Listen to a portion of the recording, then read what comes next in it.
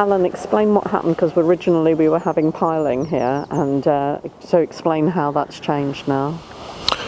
So when we did a reduced level excavation, which is when you get, so you can see the level of the road over there, so that's the height that we were, and you can see we've come down into it, so we're probably about 1,500 below that now, well maybe a metre, 1,200, so that's effectively scraping out to a level that allows you to start digging your foundations. You get that from your, so that information comes from your initial topographical survey, the drainage detail, and then the finished floor level detail. That all comes from your architects and your engineers.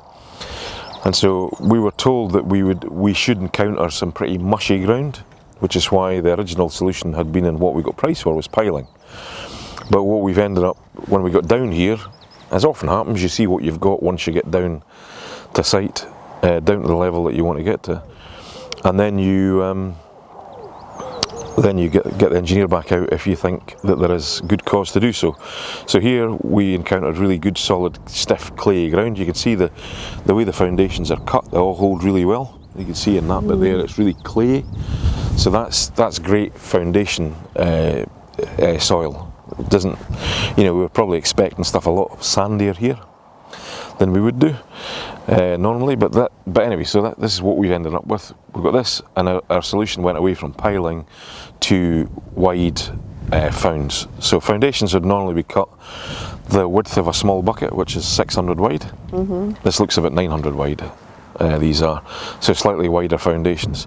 The upshot of that is that you save yourself a pile of cash, because piling is extremely expensive relative to this. This is quite a cheap solution, and also you have much more certainty. So in this type of solution here, you can quantify very easily how much earth you've had to take out, how much mesh you've had to put in. So what we've got here is we've got 2 layers of mesh. Mesh comes in a whole lot of different gauges based on the strength or the weight, the load that has been imposed on the foundations. So this type of mesh here is called A142, and that's 142 kilograms per square metre.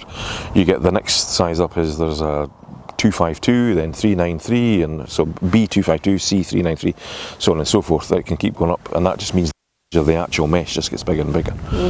So it gives much more strength to the actual to the actual foundation. And the other thing you'll see there is you see the little steel, the little silver thing. So that's basically a spacer.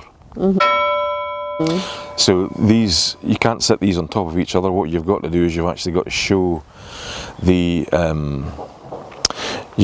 mesh as being separated to give compressive strength.